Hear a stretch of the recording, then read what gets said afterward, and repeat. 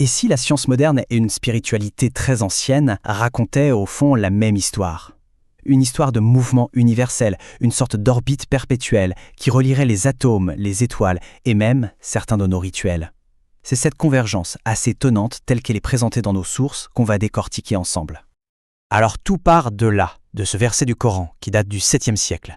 Une phrase qu'on a longtemps pu lire comme une simple et belle image poétique. Après tout, il faut bien le dire, l'idée d'un soleil qui court, ça a de quoi surprendre. Et voilà la question qui ouvre tout le débat. Parce que si on prend le texte au mot, ça veut dire qu'il y a une destination, un point d'arrivée, et c'est précisément là que le dialogue entre ce texte ancien et l'astrophysique de notre époque devient juste fascinant. Premier élément de réponse, et ça va un peu à l'encontre de notre intuition, notre Soleil n'est pas du tout un centre fixe et immuable. Non, c'est un grand voyageur. Il se déplace et il nous emporte tous avec lui, la Terre incluse, dans une course folle à travers la galaxie. Et sa vitesse, elle est juste stupéfiante. Les données scientifiques nous disent qu'il file à près de 828 000 km par heure. Pour qu'on se fasse une idée, c'est comme faire plus de 20 fois le tour de la Terre en une seule heure. C'est absolument vertigineux. Voilà donc la réponse de la science moderne.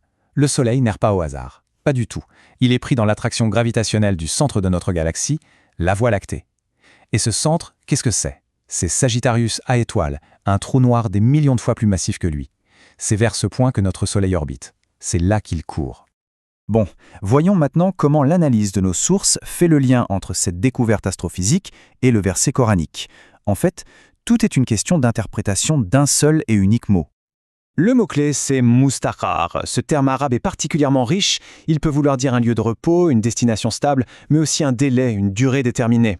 L'interprétation contemporaine, celle présentée dans nos sources, y voit donc une description parfaite de cette course cosmique. Une orbite vers un lieu précis et qui durera un temps déterminé, jusqu'à la fin de la vie de notre étoile. Allez, maintenant, on change radicalement d'échelle. On quitte l'immensité de la galaxie pour observer un rituel pratiqué par des millions d'êtres humains et qui présente une analogie visuelle assez saisissante. Ce qui est vraiment intéressant ici, c'est ce parallèle visuel. D'un côté, on a la danse gravitationnelle des étoiles autour d'un centre de masse, de l'autre, on a ce mouvement circulaire des pèlerins autour de la Kaaba à la Mecque. La forme est la même, tout tourne, tout orbite autour d'un point focal. Ce rituel, le tawaf, obéit à des règles bien précises. 7 tours, dans le sens inverse des aiguilles d'une montre. Et dans la perspective de nos sources, ce geste est loin d'être anodin.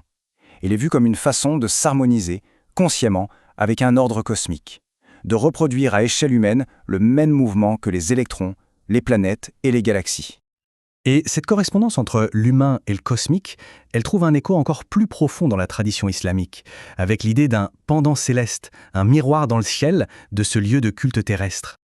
Cette parole prophétique parle d'un lieu nommé Al-Bayt al-Marmour, la maison peuplée. Elle serait située dans les cieux, juste au-dessus de la Kaaba, et serait le lieu d'un tawaf perpétuel, mais cette fois accompli par les anges. Le nombre de 70 000 renouvelés chaque jour, sans que les mêmes ne reviennent jamais, ça suggère un acte d'adoration constant d'une ampleur qui dépasse complètement notre entendement. Pour tenter de saisir ces échelles, la tradition utilise une métaphore vraiment puissante. Imaginez notre univers visible qu'on appelle les 7 cieux comme un simple anneau perdu au milieu d'un désert immense. Ce désert, c'est le Kursi, le marchepied. Maintenant, imaginez ce désert immense, le Kursi, naître à son tour qu'un autre petit anneau, jeté dans un désert infiniment plus vaste, le Arsh, le trône. C'est une image faite pour donner le vertige, pour nous faire prendre conscience de notre propre échelle. Bon, arrivé à ce point, on peut commencer à assembler les pièces. Un motif unique semble se dessiner. Une loi fondamentale de rotation autour d'un centre qui se répéterait à tous les niveaux de l'existence, du physique jusqu'au métaphysique. Et ce tableau synthétise brillamment cette vision du monde, du microcosme de l'atome au macrocosme des galaxies, puis en passant au plan spirituel décrit par la tradition, le principe reste le même, une orbite autour d'un centre. Seule la nature de la force qui maintient tout ça ensemble change. Force électromagnétique, gravitation, loi divine ou pure dévotion. C'est l'image d'un cosmos, d'une cohérence absolue. Toute cette architecture unifiée, ça débouche sur une conclusion philosophique assez audacieuse sur la nature même des forces qui régissent notre univers. Voici la métaphore centrale qui couronne toute cette analyse. La force physique qu'on appelle la gravité, celle qui nous colle les pieds au sol et qui maintient la Lune en orbite, eh bien, elle serait interprétée ici comme la manifestation visible, l'ombre dans notre monde matériel, d'une force spirituelle fondamentale, l'attraction de toute chose vers son origine. Dans cette optique, il n'y a plus vraiment de conflit entre science et spiritualité. Elles deviennent comme deux langages qui décrivent la même réalité, mais sous des angles différents. La science excelle pour nous décrire le comment les choses fonctionnent, avec ses équations, ses observations. Et la spiritualité, elle, s'interroge sur le pourquoi, sur le sens de cet ordre magnifique. La conclusion de cette perspective, c'est donc que chaque orbite, de l'électron qui tourne autour de son noyau à la lente procession des galaxies, ne serait pas juste un mécanisme aveugle. Ce serait une forme d'expression, une adoration silencieuse et ininterrompue, inscrite dans le tissu même de l'univers. On se quitte donc avec cette question, qui résume toute la réflexion. Si cette vision du monde était pertinente, alors la force la plus banale de notre quotidien, la gravité, deviendrait le contact permanent avec une réalité bien plus profonde.